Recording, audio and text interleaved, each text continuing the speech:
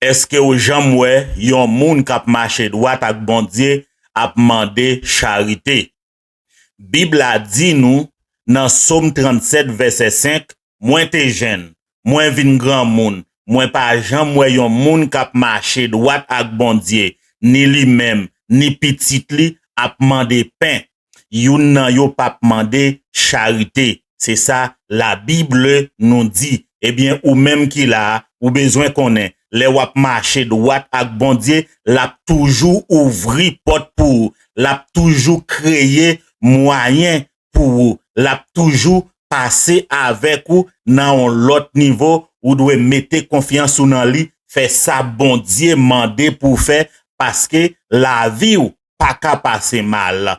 Rete fidèle ak bon Dieu parce que bon Dieu pas jamais lagué petit li. Fait bon Dieu confiance et bon Dieu lui-même l'a fait ou d'aveu. Bon Dieu béni.